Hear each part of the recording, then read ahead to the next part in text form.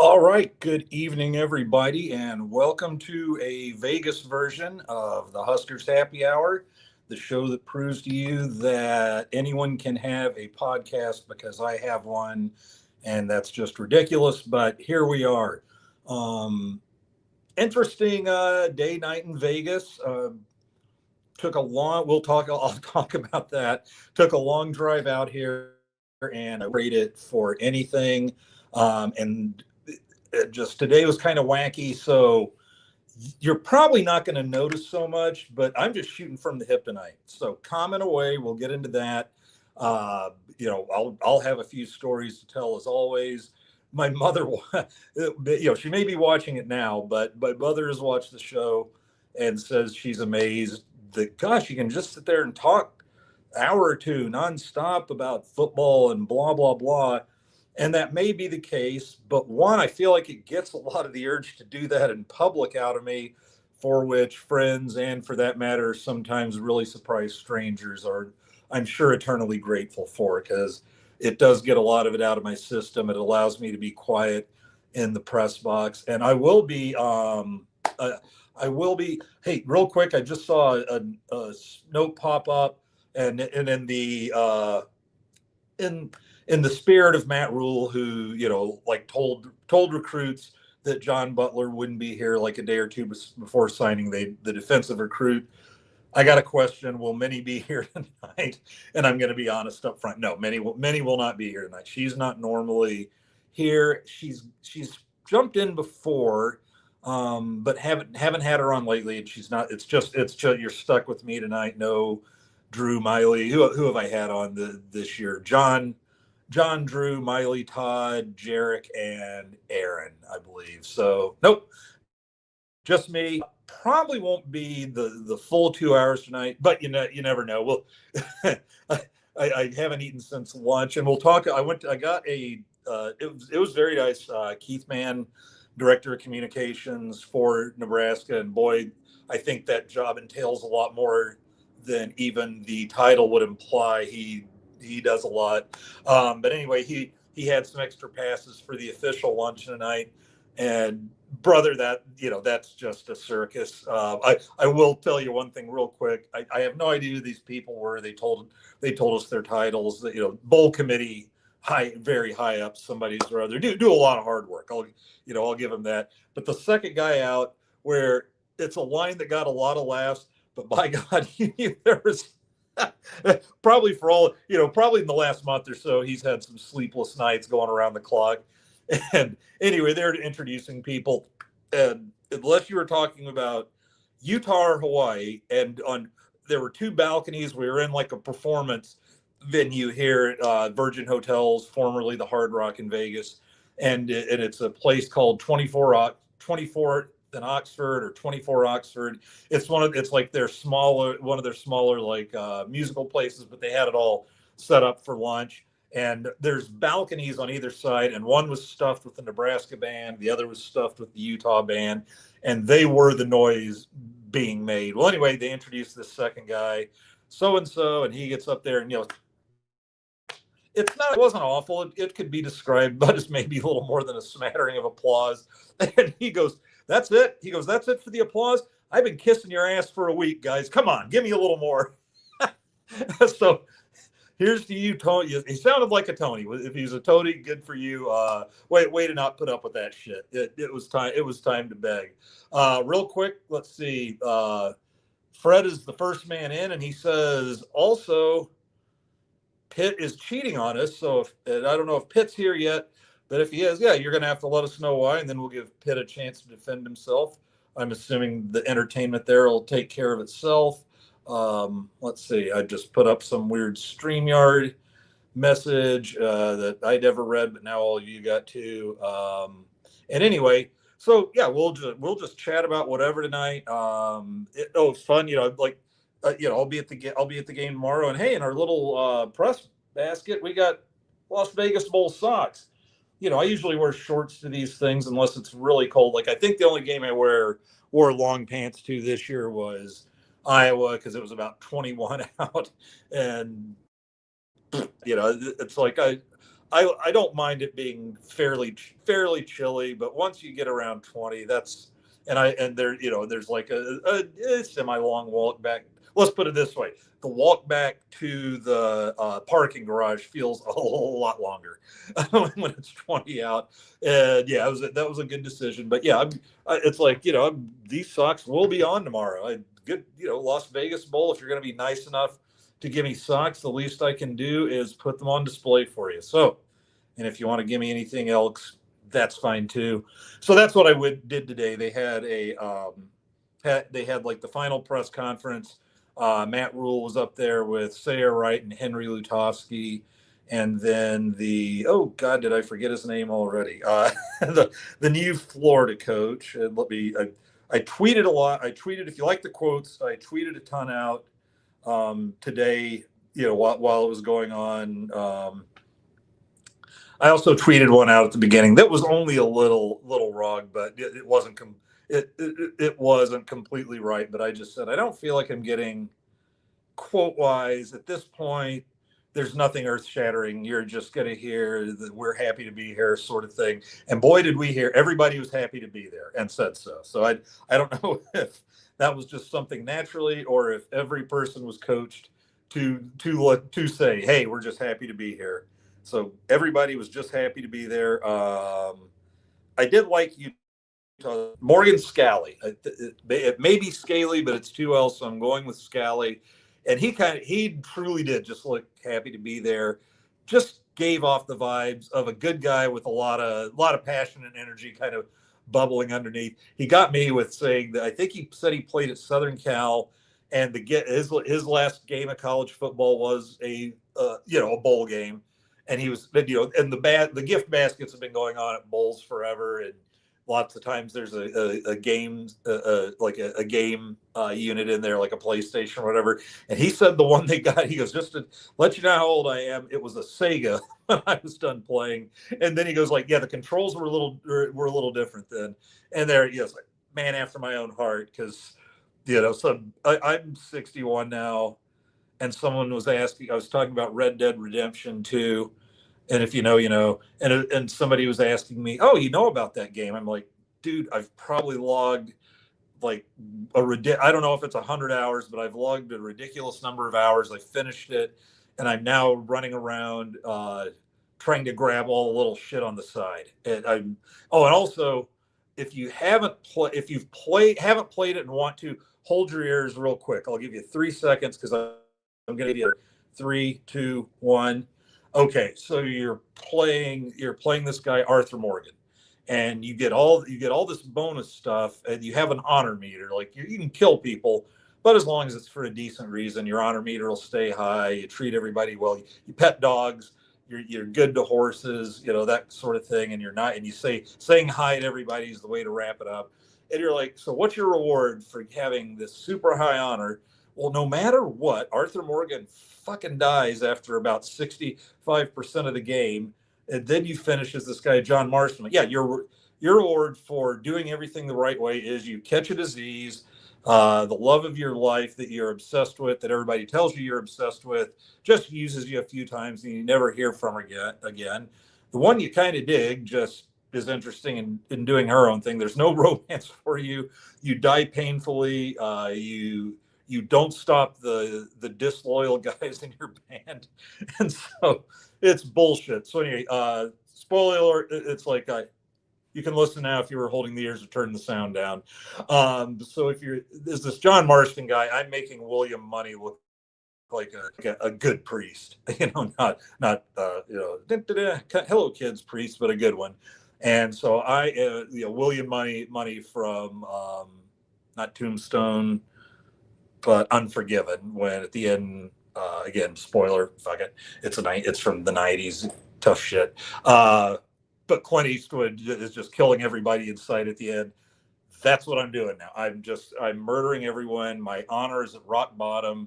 And part of that is a weird thing about your honor being at rock bottom is everybody sasses you nonstop, which seems weird, that if your reputation is a bloodthirsty killer, you'd think there'd just be more of a leave me alone and right away, which there is some, but there's a lot of don't make me shoot you and trying to draw on you first. So I blame them for just stupid behavior. Anyway, you get the coach Morgan Scally got a Sega. That's why that turned into a whole Red Dead Redemption thing. So let's jump into the beginning of the comments, and I'll throw a few things out there. Who was here? Wade Farr 9596 is here with a Go Big Red. Let's see who else we got. Yeah, that's the dude who was looking for many. David Matney, regular, is saying good evening. Good evening, David. Always a pleasure. And I heard Illinois just beat Tennessee. I've had the games turned off for the last few hours. And then working on this a little bit. I didn't work on this much as it's gonna say. Tiger Shark Diver is here. He was number 2 in, and he said it was time to start about how long before? About 21 minutes before, but close enough, right? And let's see, and Odo, that wasn't the final countdown. Let's see. Oh, and here we go. Pit Snipe says, "Sug it, sack." I think we all know what that means. Aaron Kane is in. Good evening, Aaron. Good to see. Well, to see that you are here, and you are recognized. And and he said, "Whoa, we talking Red Dead Redemption 2?"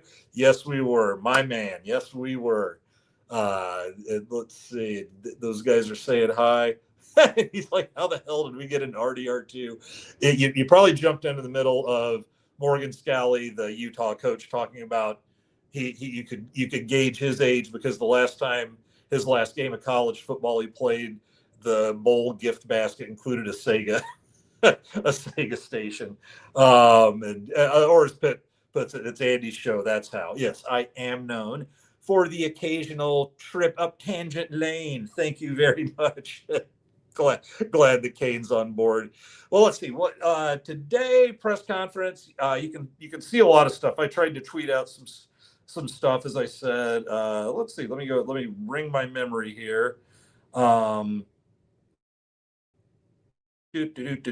happened? Yeah, there's where I said I don't expect much, and I tweeted this, and that was perfect because Matt Rule, no quotes necessary, but let's just say Matt Rule opened by pronouncing this the finest bowl he's ever been a part of, how this is the finest bowl committee in the world, and the Huskers have never been treated better, and we were on brand right away. Everybody is thrilled. Morgan Scally was happy to be here. Rule, I didn't catch too. There's a dude on Utah, and I forget his name, but Devin Dampier, Scally, Sayer Wright, Rule, all very happy to be here. I'm going to assume that Henry Lutovsky and the person on the other end from Utah felt the same way. Somebody fired up a slow pitch meatball to Rule about, hey, is coming here to play your bowl game where Bud won his titles and upset Canelo. Anything there you've talked about? And he was like, no, we haven't need to try. He's already done that a couple times this year. So he admitted fully, no, we haven't really talked about that, and probably in the back of his, I beat that horse enough this year. I don't want to be going, well, for every big game, guys, think of Bud. No offense to Bud. God, love Bud. But but once he got going, yes, he was like, but here's the things. He remembered the stuff he talked about, where he talked about Bud doesn't care about his record, doesn't care about chasing undefeated records or fighting lesser opponents to do it. He said the thing about Bud that he loved was he would take, just at the time, seemed like a close to unbeatable fight against a much bigger opponent. He had gone from, where did he start at? About 135, and then he was at 148, but this time he was going up to 165, I believe it is. And, that's a lot of size and power that you're ostensibly giving up there. And then instead he just stood, well, I don't want to say stood toe to toe. He stood in front, but he moved side to side and just was the puzzle that Canelo couldn't solve. And beat him, not just beat him, but beat him pretty convincingly. And he had a quote today that stuck with me, I love. He goes, so here we are, 14.5-point underdogs, or what? I don't think he called the spread, but he just said huge underdogs, and no one expects us to win. So we don't fear that. We embrace it. We walk in there talked about Bud, and the quote he said was, because it's in games like those, or it's in moments like those, that you find out if you are who you say you are. I like that. I like that one. And then I started, there's Henry Lutovsky and Sayre right up there. And what two great guys for Matt Rule to bring out to take questions today. Both outgoing seniors and both just part of the heartbeat of the team. Two of the captains, um, and just two dudes. That we talked to more than once, and that just have the passion, have the intelligence, have that fire, but are really well spoken. You like talking to them because they don't shy from it, I guess is the best way to put it. They are thoughtful. You ask them a question, they'll give you their best answer, and you just appreciate. I mean, what Henry's first year in the program was the 3-9 year, so that's it. That was his walk-in. He wants to do better than that. He did, and he was just kind of one of those unsung guys for a while. It's like, oh, he's starting. Yeah, he started a lot for about 2.5 years, close to 3 years. And one thing I talked to him about, or asked him about at Big Ten Media Days, which in August, also in Vegas, and God, that just feels like a month ago. For fuck's sake, I was just here, and no, that was the middle of August. This is over 4 months later, and it just feels like barely a month, a matter of weeks, or something like that. But I asked Lutovsky because I'd seen somewhere where somebody described the offensive line as this is why you see a lot of guys not quite go the distance there. It's just and I compared it to, for all my stuttering there, because that was entering my head too, was when I asked him, one thing that I compared it to was the kind of joking slogan about Nebraska, it's not for everyone. And this article talking to former offensive linemen are like, no, this isn't a fun, 5 years or whatever you spend, because you're almost always going to have that red shirt season to build up a little. And all it is just butting a lot of heads and working on, I mean, it's more than that, obviously. It requires an incredible amount of knowledge while you're butting heads, blocking schemes. Here's the play call, here's the blocking call. But you're just beating yourself up, as much more than probably any position except possibly your counterparts on the defensive side. And I kind of threw that at him. I said, what about, the offensive line? It's not for everyone. And he was like, huh. And you could tell he thought about it, and he said, yeah, it really is. And he goes, that's a great way to describe it. It is not something, that's always that enjoyable. You really have to be able to put the contact or the pain out of your head a lot, because it's not you're not running 10 steps, but every snap, or almost every snap, maybe unless you're a pulling guard, they're snapping that ball and you are getting up and getting in somebody's face and just trying to physically not allow that man to get around you. And yeah, he gave a nice long measured response about, yeah, it's not for everyone, but he talked about, after all, the pride you feel for sticking it out, and that kind of keeps you driving. So I'd always like Lutovsky, Sayre, right? They're not the same personalities, but the same general principles guide them both. And in an age where I just call it, I'm one of them, but not when it comes to this, where all the older folks are just outraged that, oh my God, the guys who are all being entertained by and doing all the work are getting paid. What an outrage. Or, hey, they're allowed to leave school like any other student. Why can't we hold them back? Well, because it went to court, and court said, yeah, why shouldn't they be allowed to transfer like any other student? So, and my thing is always like, realize that every transfer has a story, has a reason. Now, some of those, in the rare circumstances, that's where you get the money, or maybe you're letting your emotions control it and you're not making a good decision. But but the thing is, it should be your decision to make. And it's kind of like with Dylan going, I mean, I'm actually seeing people now, and these are probably the same ones that made fun of, or worse, were upset by his haircut, or jumping up and down to like fire up the fans. Yeah, he's leaving, and they're actually going, why hasn't he sent us a thanks for everything Nebraska tweet or something? and there may be one coming. I don't know. I guess he hasn't even entered the portal yet. But and I know some guys are doing that. That's fair. But check his Twitter site. When he first came in, the way I understood it was, if anything, he doesn't even mess with it. His mom and his sister do it, and then he may jump on Instagram occasionally, but he's not a big social media guy like, say, Trey Taylor, who's tweeting all the time. So what I'm saying is, like, look, we can't hate the guys that leave and love the guys that come to Nebraska. It can't be a case of you suck, you're abandoning us, but this guy who's you suck, you're abandoning us at Southern Cal, is, hey, welcome to Nebraska. You've made the right decision. And most of the time they've got a reason. It, like I said, may have been a bad decision, may have been a good one with Sayer. It appears to have been a great one for him. It appeared to be the reset he needed, to the point where he morphed into the role of team leader and just just became a full Nebraska believer, bought in, and he's leaving as like a guy that, boy, are we glad he came here, and not just for his play on the field, which was stellar. And then there was Marquise Buford. He had I think it was a really bad injury that he had to do a redshirt year, and had been banged up. And then here he was. He started last year, and he's starting again this year. And then he wasn't starting. And Matt Rule just said it was just the wear and tear. I think it was just a ton of things got to him where he couldn't be out there for, the 40, 50 defensive plays or whatever.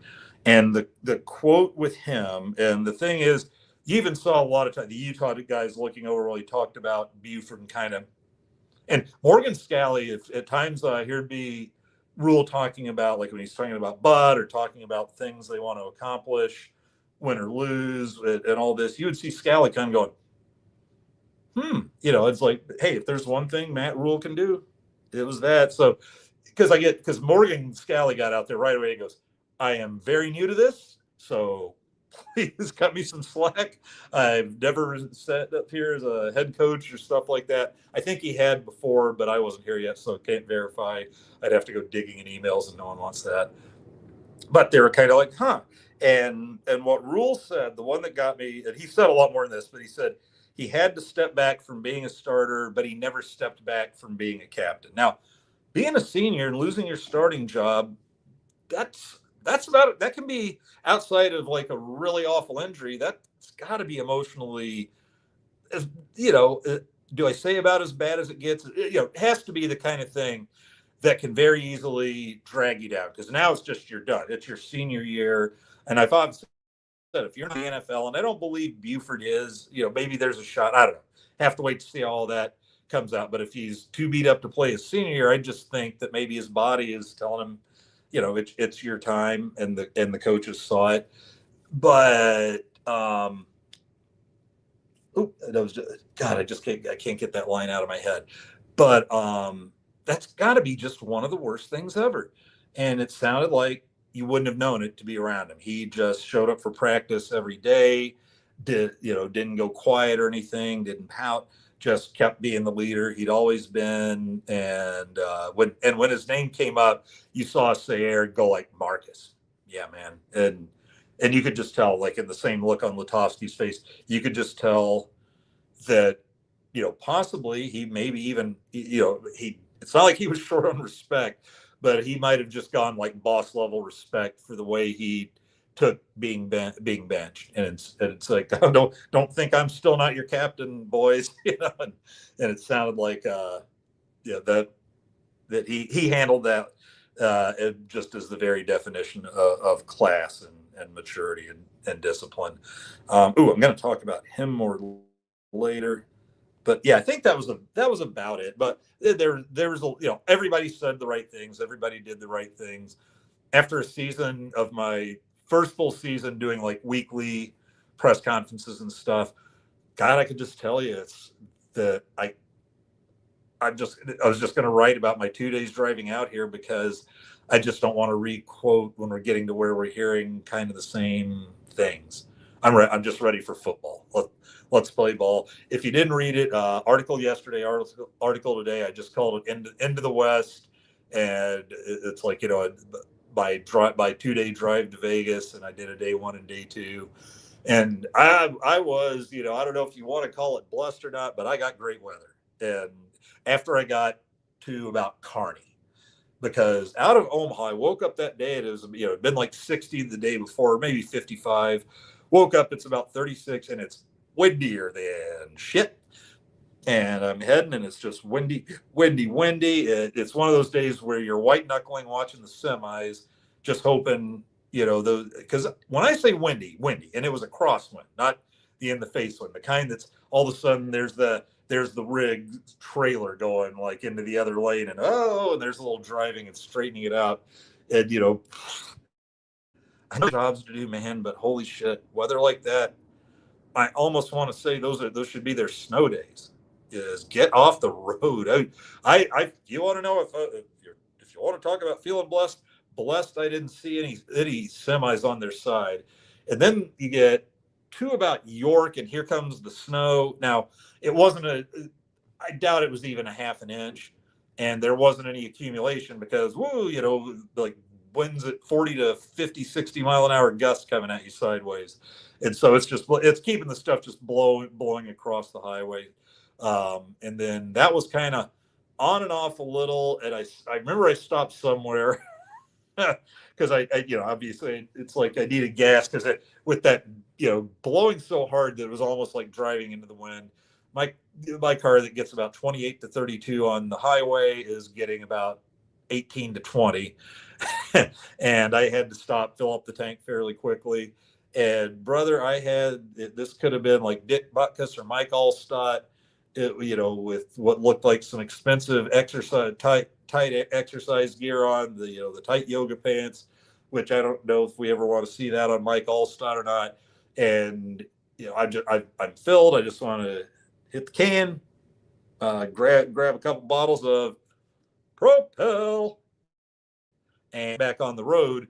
And she starts arguing about the price of her cigs, and she'd gotten a little shot bottle of of Fireball, and it then sits there right when she's about, is that all? Traded that one out for some Southern Comfort, and she had what she needed. I got what I needed, and I guess I waited a little longer than I normally would just because at that Sinclair, it was an awfully long walk from the pumps to the building. So I'm like, I can wait a minute or two. But once I got past out to about Kearney, you can see it's clearing off. The snow's stopped, and the wind's still going. The wind didn't really go away till I hit Colorado. But then Colorado's but you know, by then it's sunny day. Drove through the Rockies, through most of the Rockies, and stayed just past Glenwood Springs in a town called Rifle, Colorado. And had great reviews, and it was 60 something bucks a night. And it's a motel, you know, 2 stories, doors out, take you right outside. But man, big, clean room, great shower head, shower pressure, you know, 10 out of 10 for me with that price. And he advertised the breakfast buffet. And I'm like, well, there were eggs and both sausage patties and sausage links. So if he wants to call that a buffet, I got zero problem, because I hate it when they tell you it's free breakfast without putting that evil word continental in there. You know, that free breakfast, or at least free warm breakfast, but even free breakfast to me should mean I'm looking in the reviews to see if that, because people will be pissed at those reviews if they call it free breakfast, and then you got the shit that made people hate the word continental. It's like, hey, here's some cereal, you know, some I don't know what you'd call it, like bear claws and muffin pre-wrapped, you know. It's like, and then the completely unripe orange apples and bananas that won't be ready to eat for about 4 or 5 more days. Those I've never seen anybody take one of those things, and if they have, I know it's their first continental breakfast. And you know, if you're lucky, you got the pancake or the waffle machine or something, but I don't eat those. But no, this for me, it ain't a buffet, but there's sausage and eggs there, and so as far as I'm concerned, old timer me.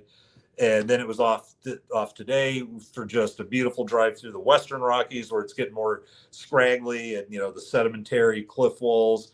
And then it's Utah, where, it's just the surface of the moon. It's like Badlands, where everything's up on top. You just have those mesas and squires and things like that. And that drive is just so freaking amazing and calming that I was like, oh God, I'm slowing down. And I look down and I'm going 87 and I don't even feel it, just because the road goes on forever. And there's some flats, just flat go straight stretches, but even all through that in southern Utah, upsy downsy. A lot of, hey, warning, 7-degree grade downhill and all that. Then you hit I-15 about, a little southwest of Salt Lake City and finish the drive to Vegas, which is still, now that's a lot of flat driving, but then you still got, and all of these too, you've got your snow-capped mountains in the distance. And then when you go into Vegas on I-15, you just go through a wall of two giant cliffs, So anyway, that's the drive. I didn't take really any pictures because I was trying to move. I had to, do about 9 hours one day and 7.5 the next. But there you go. There's the travel log. Let's check the comments and see how sick people got in the travel log. Let's see. Aaron Kane says I'm assuming this is a gate. He's more of a hell let loose guy. I don't know. You can hell let loose pretty good once you get all the major missions done in RDR2. We've got, okay. Eric Chandler wants to know, yes, we've got a defense coach. Rob Orich of San Diego State. I think his defense ranked like 6th nationally last season. He jumped them from 92nd which they were last year, and he was a position coach, to 6th as their defensive coordinator this year. And he was already in Lincoln. He can't coach in the game since I don't think his employment technically can start until after the bowl game, I'm assuming. But he was there working with the defense. He was in Lincoln working along with G. Boyd, the new offensive line coach. I don't know, and I keep forgetting the guy who's the new defensive line guy and recruiting specialist. I don't know if he was there yet because he wasn't higher. Bud against the police. Who won that round? Oh, Wade Farr. I think Bud won that round because the Omaha police got a real. Won't go all the way into this because it is the Husker football show, but it really appeared to be a driving while black kid because Bud doesn't drink, and they were playing the whole "Have you been drinking?" and he is not a drinker, so it appeared there's no real reason to pull him over, and I'm going to give Bud the decision since it just ended up being some kind of shitty publicity for the police. Nothing against them in general. They are way better than they were, say, a couple 3 decades ago. But this wasn't a shining moment from what I read. But we're not going deep into that, so don't drag me into an argument here because I'm basing that off one article and an unabashed love for Bud Crawford. Somebody's told me, I can verify this. Aaron said someone told him Minnie went to Big Ten Media Days. Now, who was that? Oh yeah, it was her. Yeah, because I was there with her and she was there actually. I think shooting some video for the college football show. It's called something just like that, and I don't know why I'm forgetting it right now because I've been on it a few times myself. But yeah, so I didn't know she was going to be there, so that was fun. I had somebody to hang out with. At least for one day. I was only doing the Husker day. I discovered that no one really gives too much of a shit about what the other team's coaches have to say. They want their Husker info. But then the next day she was like you're not coming down, and so she'd been looking forward to having some company. And so I finally agreed I'd come down for the free lunch and we'd watch PJ Fleck. And I'm glad I did because that's always unintentional comedy. This year's PJ thing was about a minute. Like he doesn't want to answer any questions when the coaches do their turn on the big stage. Because I got the feeling what you're supposed to do is, hey, introduce yourself for about 2 or 3 minutes, then take some questions. And then the first year I went, it was the Northwestern scandal year. David Braun's up there for the first time. And I'm pretty sure somebody had coached him to, hey, talk for 12 or 13 minutes, and then you shit the last 2 minutes, you'd only have to answer one or two questions. Beautiful. Well, PJ had a mini PJ scandal going that amounted to nothing, but he didn't want to either. But then others are doing it. So I think everybody saw that, and everybody who doesn't want any tough questions is just kind of filibustering most of the 15 minutes and maybe answering one. Kurt Signetti's was more than happy to tell everybody how he shoved it up everyone's ass last year. It, you can tell he thoroughly enjoyed that. But Mr. I win football games. Google me. Tell you what, he's backing the words up. But yeah, good time at Big Ten Media Days. So this time, PJ, shit, a minute in, he starts yelling. I can't even remember about what, but it didn't matter because he just basically yelled into that damn mic till about the 13 and a half minute mark, answered a question, PJ out, see you bitches, and he was gone. And Minnie was giving me that face because I was over there like sniggering and laughing and making comments under my breath. And I believe me, I well know that look that says, Andy, stop it. Okay, but if it's PJ, who gives a shit? Let's see, what else to yapple about here? Let's see. So we had the luncheon day, and I told you a little about that. But I was starting to run for the pizza. They've got a pizza place in here, which I'm hitting as soon as this is over. But because it's an up early day tomorrow, the kickoff, 2:30 Central Time. Well, 12:30 here, and if I'm on the road, I want to spend time in the press box as possible. This will be my second NFL stadium press box ever, and both this year because the Arrowhead one earlier. So I want to be over there at 8:30, and so I'll be up and rolling. They're serving us food a couple hours before, which is still like 10:30, something like that. But they got a $23 breakfast buffet here, and the only thing is, it sounds like maybe a really highfalutin breakfast continental breakfast buffet, because I didn't see much about meat. It's like pastries and omelets, meatless possibly. But then I saw some pictures with like country ham in there, and you can't trust it with sports. Maybe you can't trust it with casino information. But it said something about, but it does have sausage and bacon and all the meats. And I'm like, yeah, but their description mentions nothing about it.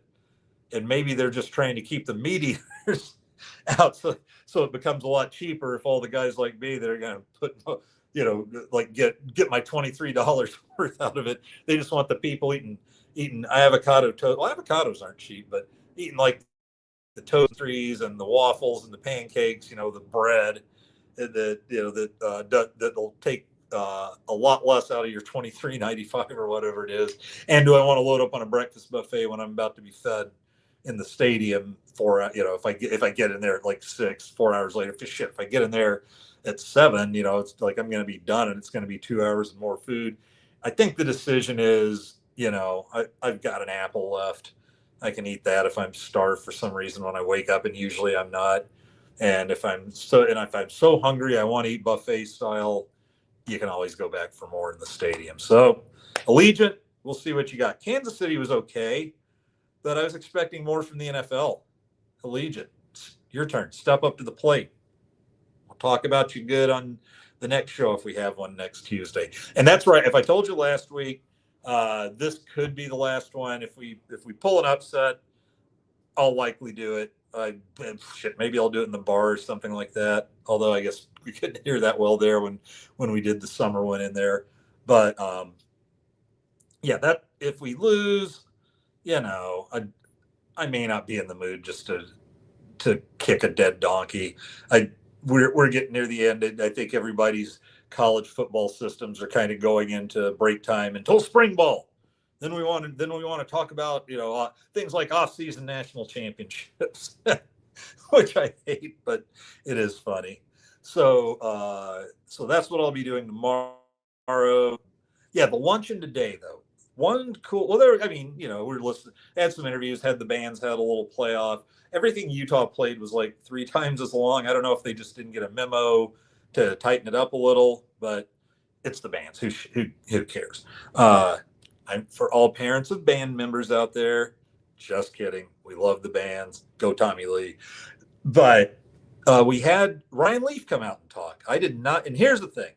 I read where Ryan Leaf, and I remember reading about it when it started to happen. When he got out of jail, I think he was working in halfway houses to help others and help homeless and stuff. And then I think he ended up doing. I think he ended up getting back into broadcasting some, but he's a motivational speaker.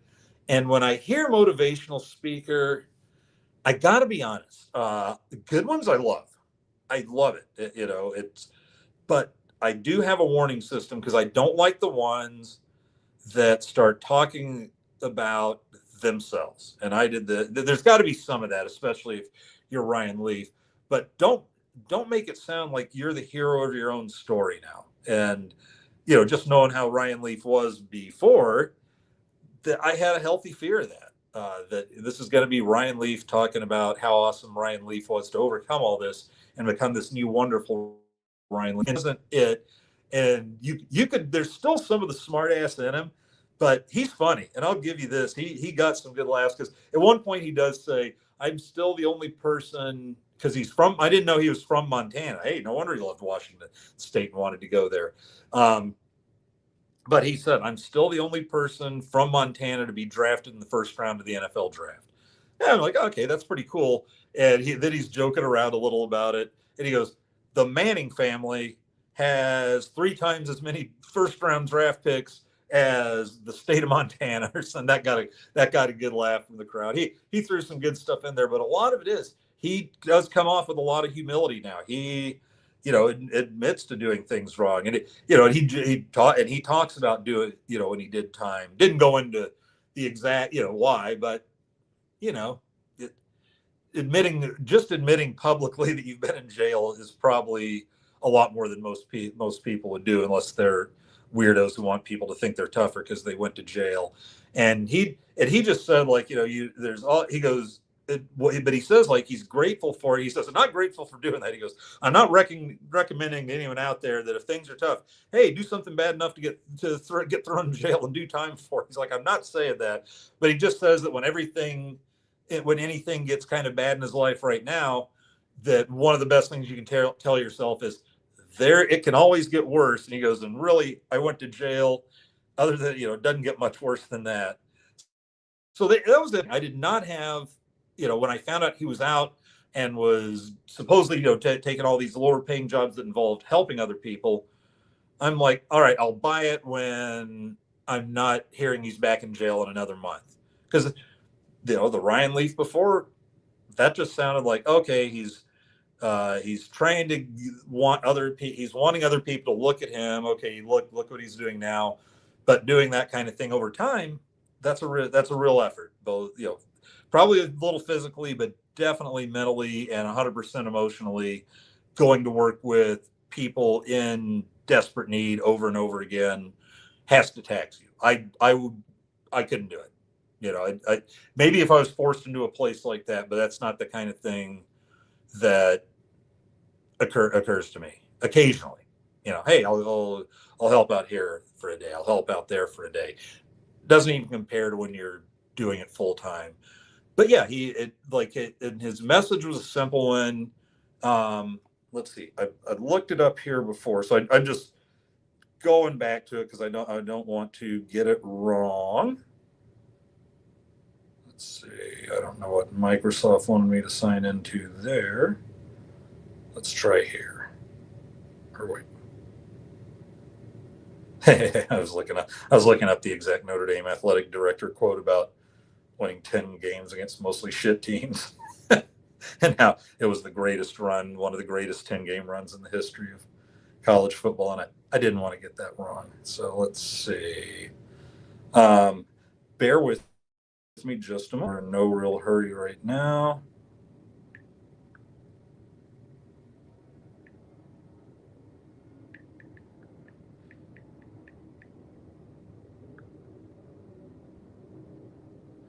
Yes, he said he talked a lot about one of the things that if you, especially if you've done well, been rich or had power or whatever, because most people seek those things when they shouldn't, was what he was saying, like money, power, and prestige. But he said, you come to think that, God, if I can make more money, I can have more control of my life. This, getting to this spot, having to do this, I can have more control. So he was kind of but control's an illusion. He goes, there's only three things you truly have control over. He goes, and that is like your attitude when things are going bad. How do you react? What kind of a face do you put out there? He's like, you've got control over that. You've got control over, your behavior, and how you, um, you know, how you treat others, that sort of thing. And then he goes, and then when you're trying to fix those things, the only thing you have control over is the effort you put into it. He goes, yeah, your attitude, your behavior, your effort. He says, those are the only things that truly you control.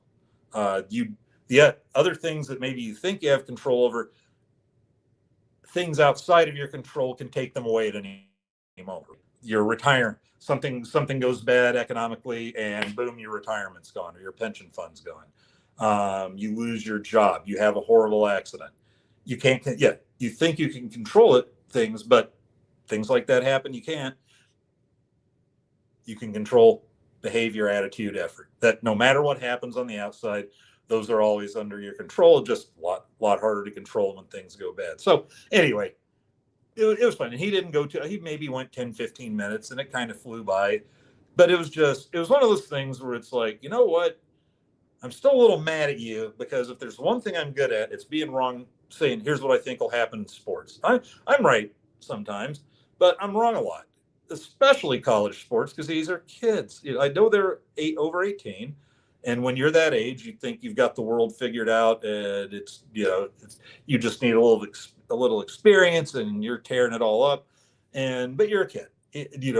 Even when you get to there, like you get the grid, they talk about like Stetson Bennett. Oh my God, he was 25, old man like that playing. It's like, I got news for you. 25, he probably appears pretty knowledgeable to the 18 and 19-year-olds, but he's still 25 he's still kind of in kid territory a little bit. He's working on making that jump to adulthood. I'd even say that because I was, well, what about the Army? I'm like, 18 to 22 in the Army, you've got a lot of control on, you've been regimented, disciplined, that sort of thing. Outside of the Army, that can be a lot tougher. I've been in the Army. I'm a grown man now. It's like, but now you still have to learn, so maybe some social skills. It's not putting down the Army. I'm just trying to use it as examples of, these guys are kids. And so, yeah, and I'm guessing like how a team's going to do, maybe the quarterback got in a fight with his girlfriend and just lit up an 11 for 31 passing performance with 2 pick sixes. Whatever. So anyway, oh, that cracked a little. Big stretch there. Now that kind of feels good. All right, little more of an energy charge there. So anyway, picking sports, I'm wrong all the time. So with Ryan Leaf, I thought he was the winner. I thought Peyton Manning was the dud. You've played with a super talented team at Florida. Tennessee, you couldn't beat Florida once. Ryan Leaf was getting it done with a much less talented squad, and was a very distance from beating Michigan in the Rose Bowl his senior year. I think he was like 15 of 31 for 301 yards passing. But of the 16 incompletions, something ridiculous, like 10 of them were drops. It probably should have been more like 25 to 31 for about 430 yards or something. And they beat Michigan by a couple of touchdowns. Instead of 3 seconds left, I still remember this, 3 seconds left on the clock. He's driven them to Michigan's 15, and you got time for one play left, and he's just going to spike it. Snap spike, and 2-1-0, and they let the clock run out, and the rest just sprint for the tunnel, and the game's over. And they're showing it like that ball's hitting the ground at like 2 seconds left. And they just, and I still remember Michigan, yeah, we did it. And and the rest weren't. They were gone. They were gonzo. It was zoom, and out of here we go. And almost as if they had said, "We're running the clock out before he can spike the ball, and then let's good night, everybody, get the hell out of here." So, but that's why I thought Ryan Leaf was the guy. Dada Manning. Now, at Washington State, not a lot of marquee games. Maybe if that happened today, we'd have all sorts of, like say a Shadur Sanders or a Johnny Manziel, we'd have all sorts of goofy, immature behavior on film that we'd be going, hey, wait a minute, that wouldn't have been there. What was that? What was that draft year? Like 1990? Was that like 92, 93? God, I can't remember. But, whenever Peyton came into the league. So, and well, at least 50 now. So let's just subtract 28 years, or let's see. Say he's 21, and did he say he was just 50 now? Is that all the longer it's been? God, it almost. Well, let's see. I mean, because that would almost. Well, I guess that would take you down to about 90, 93 or 94. So that's about right. But yeah, I tell you what, so like I said, part of me still wants to be mad for, once again being proven wrong. But it was fun to see him out there doing this. His heart appears to be in it. He's broadcasting a little. And like I said, the thing that got it is he comes at you. He's a speaker now, by the way. And he comes at you, humbly. Not, wow, watch me. I did I was all this, but look at me. It was my own superpowers that got me through this. Because one of the things he tried to get home is, man, if you need help, if you've got a problem, he goes, in football, it's the toughest thing to go to a teammate or a coach and just go, everything feels like it's getting away from me. I need help. And he said, and he tried to say, talk to your teammates. He goes, but don't be afraid to talk to the coaches you trust. He goes, because here's the thing about them, you're an elite athlete who's been brought onto their team, and one thing that they want to do is win. And so they don't want you flaming out. If there's a problem, they want to get you help. I can't speak for a lot of other schools, but I can tell you that Matt Rule's a coach you'd want to play for if you have an issue like that and need someone to talk to. He's a guy who cares about his players. They say the same thing about Kyle Whittingham, who just left Utah for Michigan, and I didn't throw that in there sarcastically. He'd retired, and then Michigan came up. And it appeared now there's some sort of hey, Michigan's going to get into cheering for Utah in this game out of, respect for their new coach, Whittingham, who apparently, told them, what he thought about his players at Utah. And, well, first of all, screw you, Michigan. But I get it. But yeah, that's kind of a neat thing. But anyway, yeah, Ryan Lee, fun guy to talk to. Let's see. We got anything else here? Let's take the comments. Okay, let's see what we got. Aaron Kane, serious question. How much impact can the new guys actually make in 3 weeks to the O-line and D-line realistically? Great question, and I've heard it before. I am skeptical, but plenty of folks are drinking the hopium flavored Kool-Aid. In my I believe the column I did today, that I posted today, I did it late last night. I think I did hey, here's some of my thoughts. And one of those are, I'm not looking for the defensive line to suddenly be stuffing the run everywhere. The only thing I'm looking for is a different effort level. I think that's something you can. And then just guys talking about that, who's in that offensive line is Matt Rule and Mike Eckler. And the players were a little blown away by Coach Matt Rule, as he put it, with the hat around backwards. And this is Coach here, and then when he turns it, he can be mad again. But yeah, apparently that's those are quite the fiery line practices. Now, how much difference can that make? I just don't think you can fix everything. I don't think they're going to hold Utah to 87 yards rushing or anything like that. Of course not. The offensive line, I don't know how much improvement you'll see, because I'll say this, by the end of the year, the offensive line was pretty damn good. They allowed 5 sacks in the last 5 games. you just had like a 1,800 all-purpose yard running back make first team and second team All-American teams. That might be the first uh, All-American running back to see his coach get fired, like right after the season ends. And then another surprising thing, which really does put it on the quarterback holding it a little too long, some of those sacks. Now I'm not going to say now it's completely flipped, because before I was like, okay, I can use sacks. The running backs were missing some, like Emmett was missing a few here and there, and Dylan in a full pocket, couldn't get rid of it, would hold it, which actually brought back a memory of seeing him in the Polynesian Bowl. And I remember thinking to myself, I don't know if this guy's just a little too comfortable in the pocket. He holds it forever. And they were blocking for him, so he's not getting sacked. But I remember thinking, man, I want you to find, I like that you're going through a fourth and fifth read or something, and you're 17 years, 18 years old, but geez, dude, find someone sooner or get rid of it. So anyway, not trying to say, I did not know how smart I was, but I remember thinking about it. So here's the thing: the offensive line was one of the better teams, like top 10 or 15 team in the country, in yards before contact on the receivers. Hold on. You guys don't need to know when my phone's beeping, and it's just my rotten son probably sending me jokes. It's not life altering news I need right now. But they were one of the top 10 or 15 teams in the country in yards allowed before contact. So they were getting him downfield, getting him at downfield. And then it turned out, as I was starting to say, like talking about, Dylan holding the ball a little, is that they didn't finish up too bad in like the time of their pockets before they broke down.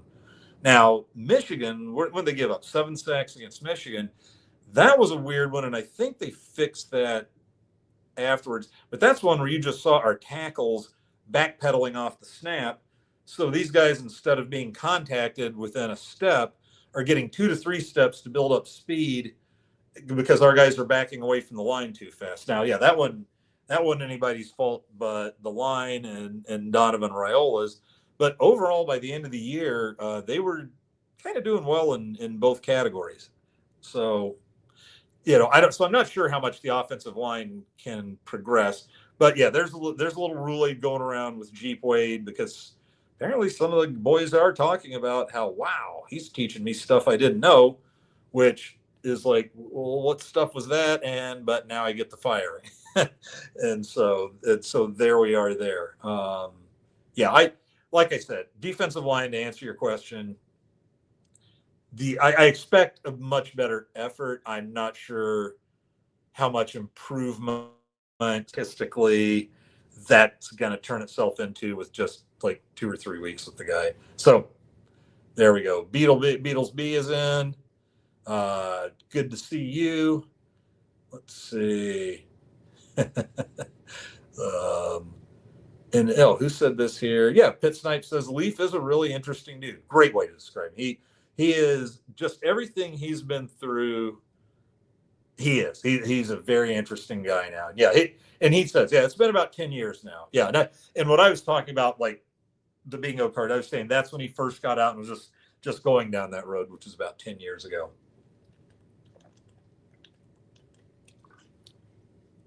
Had a little domestic thing in 2020. He didn't bring that up, but we had pictures of the wife and kids. So unless those are old pictures, I guess they made it up. God, I hope he didn't do all that afterwards. But you know what? He always kind of had that pop temper, and we'll just say that we'll put that, if there's nothing else, put that down as a one-timer, and he made his apologies and they worked it out. So let's hope.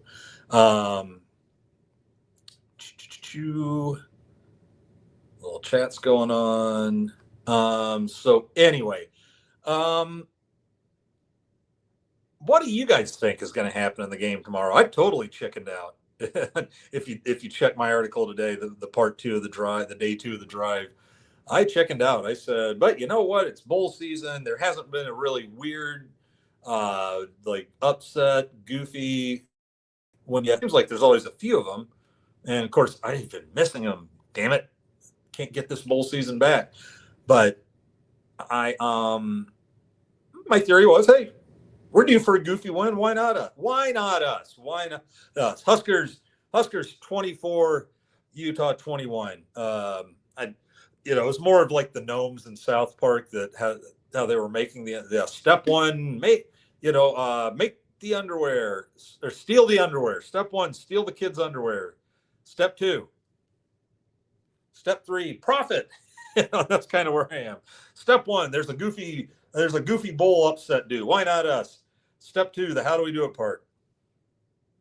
Step three, victory, go Big Red. So let's see. Oh, what happened? Fred fell asleep watching the new Naked Gun and not Camp Kenosha. What did I miss? Not much, Fred. Just me rambling on Las Vegas Bowl Eve, and then Fred, I feel like you want this shared. Fred's peeing. There you go. Yep, the underpants. Yeah, them, the underpants gnomes. Absolutely. That's how I always. How many of you guys remember Ron Prince, the guardian protector emeritus for Josh Freeman, never bringing in a quarterback him because his emotions were just too unsettled. Yeah, I always thought of Ron Prince as the underpants gnome because I could see how he got his job because people are like, who hired this dipshit? It's like Penn State's or Kansas State is just a mess. Well, Penn State was a mess too, but yeah, Kansas State's just a mess. Who the fuck hired Ron Prince? But I would see him interviewed. This is a guy, fire you up, talk about it's gonna, turn things around. Boom, boom, boom, and just sounded so convincing. Then I realized he didn't say the first thing about what's your identity going to be? What's the defensive set? What's the offensive philosophy? There was just it's going to do it, and everybody should be fired up, and he'd just get you whipped up. But yeah, I remember I at one point years ago, God, has it been probably close to 20 years of Corn Nation, not 20 years, probably about 16, 17 years of Corn Nation. But at one point I was like, hey, remember what I used to call Ron Prince, the underwear gnome? We're going to be the greatest. How are we going to do that? Success, national championships, set 3. Oh, God. Let's see. Uh-oh. Maureen has a cleaner in the toilet, so I have to go outside. Damn it, it's cold. All right. Thanks, Fred. Bet. Yeah, pee in the cleaner. No one's gonna know, man. Yeah, what a good husband, huh? He could pee in there and lie. Just let it sit, let her flush it. Maybe the cleaner can't get its job done if he puts a quart of pee in there with it. Good for you, Fred. Yeah, and here's two things. I was actually going to go here. Even Callahan was unbeaten versus Ron Prince, and owned him and Baylor. Yeah, I said I can never fully hate Callahan. I always tell people he could still potentially be here today if he just would have gotten rid of that special needs defensive coordinator, Kevin Cosgrove, hired someone like Kevin Steele or whoever, just kept doing what he was doing because he had top 20, 25 offenses the last couple of years. We were getting points and putting them on the board, but yeah, it's just that Cosgrove thing. It was just defensive nightmare. And yeah, and the last time he played Kansas State, and that was that. No, I think that was Prince's last year, but Freeman's junior year, and then did he leave, or is that his second year? Because I thought he left after his junior year, and I thought Bo got to beat him once, so maybe it was twice that with Freeman. I don't know. I could look it up later, but anyway. When we played Freeman the last year with Billy C, and we beat him like 70-30 or something, or 73-30, 70 something to 30, and we had the ball at the end there, and they're driving it with Joe Gans, and you can how much Billy C hates the fact he lost Josh Freeman to Kansas State and hates Ron Prince for being a part of those shenanigans. I tell people this now. It's like, boy, we dodged a bullet there with a soft flake like that. A little pressure, and he would just throw the ball straight up in the damn air. But so we're driving, and we have a 4th and 20 on the 50-yard line. There's like a minute and a half or two left. I don't know if I've seen a better middle finger from Billy C than the bird he gave to Ron Prince by going for it on 4th and 20. And I wasn't sure if it was just a good look at a scramble or a quarterback draw, but Gans scrambles, runs that fucker up the middle, like 22 yards in the first down, and then Billy takes the knees.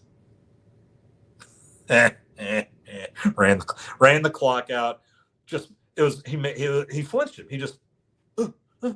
He flinched him. I'm going to put another 7 on you. I'm going to score 77, and got a first down. And you can just almost see Prince over there scrambling with the defensive coordinator. Do not let them score. How should I go about that? I don't know. I just motivate. And but then then they take the knees. That was good stuff by Billy Callahan. All right, what else we got about Bill here? Some of the comments. Zach's still talking about peeing. I grew up in the country I have no issues peeing outside. I just haven't. I've got the side of my house just has a wonderful shadow that just puts it in black from the street lights, where if I'm hopping out of that car and it might be leaking if I stop to unlock the door, I just take off and just pee into the wood pile in that shadow. No problemo. While we're sharing, Fred, and everything. Actually, Pit Snipes into peeing outside. Oh, God. This is wonderful, Fred. Bill Callahan reminded me of English Bob and Unforgiven. It was just Unforgiven. You're a bunch of bloody hillbillies. English Bob. That was a wonderful set. Him and Gene Hackman. God bless him. Yeah, Callahan murdered KSU. Osborne sent a note to Billy C to let up on the gas. Billy C crumpled it up and kept scoring. Yeah, he was getting ready to fire him anyway. What did he care? Oh hell, had forgotten about that one. Gans looked Peyton Manning for a few games after he took over for that ASU. Well, he took over for Keller because Keller had his arm or elbow broken when he was about to take us to win over Texas. He was having a very good game. So yeah, he didn't really beat him out. Just Keller got hurt. Gans was just always kind of post Super Bowl Brett Favre to me. Hey, hold my beer and watch this kid. And yeah, and sometimes it was great. But I remember we lost to Kansas, I think, after that. And we lost 72-37 or something. Kansas turns around and drops that score on us. And they're like, but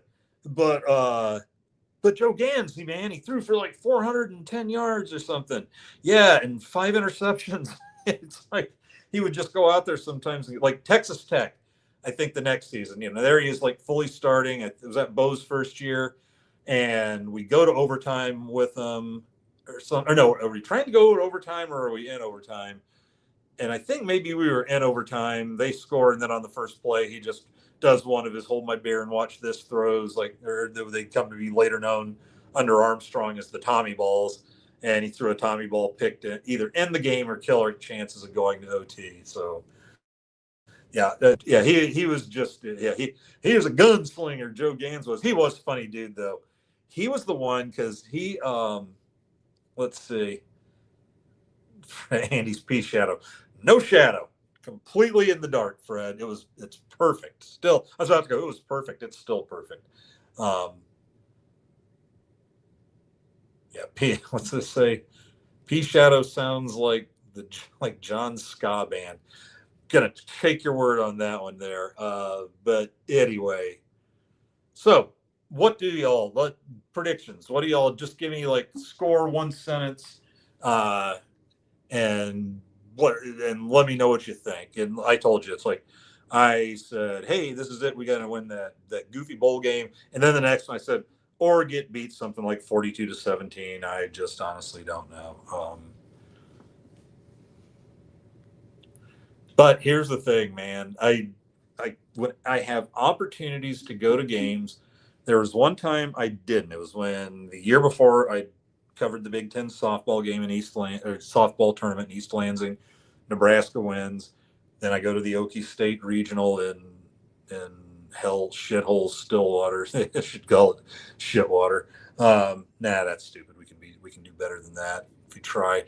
But the next year they don't win I don't go to the Big Ten tournament. They don't win it. Northwestern wins it, and boy did Northwest, I think they're off it now, but Northwestern had a real nice run. Got them in Youth Stadium. But anyway, then they get the Stillwater Regional again. And before I'd said, you know what? I'll go to the regional as long as it's not in Stillwater, Oklahoma again. As long as they don't send, because I think that's just the go-to most of the time. I was stunned to get sent to the LSU Regional this year. I was actually, Oklahoma State was in it. I thought they'd find a way. But anyway, so I don't go. They beat, they lose to Wichita. They beat Maryland, Baltimore County. Wichita loses to Oklahoma State. So here's an elimination game against Wichita. And it's just one of those games where, and this is like I had decided not to go. So I've got ye old iPad up and typing away and taking notes. And I'm going to write the article, and they're playing Wichita. And it's the best softball game I've still seen. It goes to the ninth. They always they never caught completely up. They were always like 1 to 3 runs behind, but they were getting to Wichita's staff. And this was the year where they only had 3 pitchers, and what I'm knocked out for the season about 3 games in. So it was Courtney Wallace, and I think Kaylin Kenny was the one who got hurt.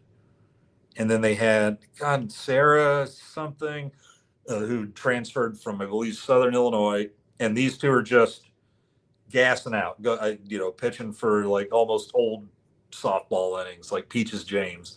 And so here they are, and they're just staying in the game. And they come into this bottom of the 7th, like down 2 or 3, tie it up. No one scores in the 8th. Wichita in the top of the 9th, and then Nebraska gets 3 in the bottom, and the last one is on a ball that got fumbled, and I think it was Sydney Grade. Just Rhonda never even thinks about holding at third. She goes in, slides by the tag, and then they win. And then the next day they get knocked out by Oklahoma State. But that game, my God, and that was their second one that day. Yeah, that was their second one that day. So the announcers were just talking nonstop about how they have this like fortress of snacks in the dugout, and everybody's just constantly eating snacks and chugging water. It's just like sitting at the gas tank drinking from the hose, and I always swore after that, man, if I've got a chance to see something wild, I've got to go. And I probably would have gone anyway. Like last year I went to the Pinstripe Bowl. I'm going to miss out on a chance to potentially see us win our first bowl game in 10 years more. I can't even remember if we won the bowl game the last time we went to a bowl. No, it would be more, because that was the Mike Riley Phantom year where they went 10-4, but had the easiest schedule in 20 years. And Tennessee beat him 38-20 or something. But that was the classic case of made that game sound a hell of a lot closer than it really was. So whatever game we won some would have been a bowl game. Whatever bowl game we won before that. But I had to go there and see us win it. And now I'm just kind of going to bowl games to go to bowl games. But man, don't have a chance in hell. The hell you say, man, we're Nebraska. And it was funny. One of the tweets, I did one tweet, something about the game, and a guy came back and his logo was a can of hams, and his name was something, the hams camel or something. And he was like, yeah, about to get blown out for the 3rd straight game. And I just laughed and responded to it something like, well, hell, I'm getting shit talked by stank ass beer. Come on, Huskers, you got to do it for all of us. And he actually responded and goes laugh my ass off. Go Big Red. See, yeah, man, we're not dead yet. It's I got Ham's beer back on our side. Let's see. All right, here we are. We're coming in.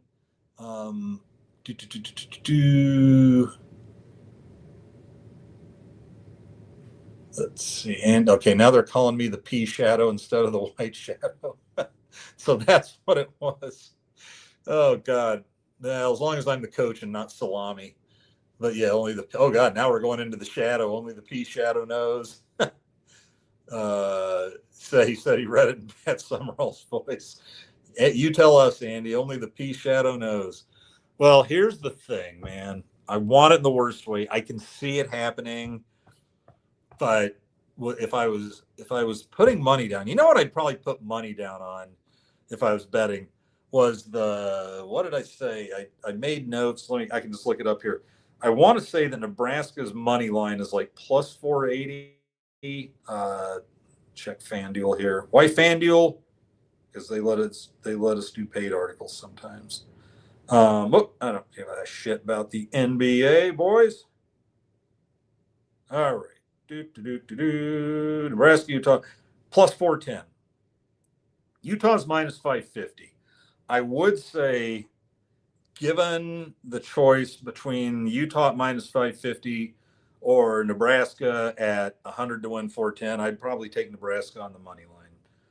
I'd do that straight up. If I'm betting the points at 14 and a half, see, but I'm talking straight up. So I'm sticking with the money line, and I'm saying I'd rather risk losing 100 on Nebraska not winning outright than lose 550 on Utah not winning outright. That's a well-shaped line on both sides, I think, because really that's what you got to go. Where's the best risk versus reward? Because at minus 550, that's putting down 550 to win 100. So that's a light risk because Utah should win, but that's not much reward for $550, $100 there. I'd feel better just losing my 100 trying to win 410 off Nebraska, and not just because I have a soul and wouldn't bet against Nebraska anyway. But there you go. That's what the P shadows says. All right, here we go. I'm going to read these off. Sack says Nebraska 24, Utah 21. That's about where I was thinking. Their opt-outs hurt more than ours. 2 first-round draft picks, 1 an All-American at each offensive tackle, and their best defensive player, like pass rusher, after their best pass rusher already got knocked out for the season. Also, backward hat Matt ziplines across Raider Dome with the trophy. I have never seen so many responses, and boy, you can bet I used it. I will say I used it before I saw someone else do it, but then I saw it several times. And there's Tim Robinson from I Think You Should Leave, and just an amazing sketch. I'm only here for the zip line. And Matt Rule's face has been pasted on Tim Robinson's for a lot of clips. But good, 24-21. Nebraska Rascal. It's a head scratcher to hear from the players on the O-line how much they've been practicing pass pro since Jeet got there, but they're also practicing, if you listen to what Matt Rule said, they're also practicing a lot of counter with the quarterback keeping it. So take that for what you will. I don't know if they're suddenly going to run TJ 15 times, but 5 or 6. They said they've been practicing more pass pro blocking now than all season. Maybe it's not all Dylan. But anyway, so let's see. Boop, come on. Fred, all right, I'm about to burst like Mel Tucker on a dirty phone call. I'm going inside. Or Sharon Moore. But that's not an actual prediction. What the hell? And then Rascal, somehow that's not surprising, validates Rule's decision to move on, but begs the question as to why it took so long. Does that move on from Donovan? I'll assume that it is. Well, I will tell you what. Been going about an hour 20. I told you we're probably going to shut her down a little early tonight. Well, here, I just need to get cool. Thank you. Glad I guessed right. I am going to shut it down a little early. I'm going to get an article ready to pop, and then I'm hitting the bed, hitting the sack. I'm going to get as much sleep as I can, because for as much as people called me nuts for driving out here, and like I said, two days, that game's over, and my article is published and online. I'm heading for the car, and I'm heading to Omaha overnight because I want to make it back in time to see probably at least most of 2 games, like all of the evening games. Georgia, Mississippi, go Dogs, go Gunner. I want to see that, and that'll be at 7. So that's not really. There's a buddy of mine who does he does a New Year's Day thing at his house. I've been going there for years, and I want to make it over there for a little while, and then I can sleep off whatever no-dos, or I didn't see any no-dos in one gas station I was looking for it in. It looks like it's all like power, like 5-hour energy drinks now, and I guess it can't be any worse on my system. But yeah, I'm gonna try and drive through. I'm sure I'll end up taking a little nap at some point, but drive through Colorado in the night and be heading in for driving in for my runway landing in the daylight on I-80 by the time the sun rises, and we'll see what happens. And it may still be I-76 at that point, but that is the plan. The post game plan is drive back to Omaha. So a lot of coffee, a couple sandwiches. We'll see what we can do. But other than that, if this is the end of the season, it's not softball. We'll start rolling softball out sometime during tournament season, and then of course after that, take a little break, and then the summer will start, and we will be, of course, doing a third season of All the Right Movies, our sports movie podcast. And so, love you guys. Like I said, we pulled a big upset victory.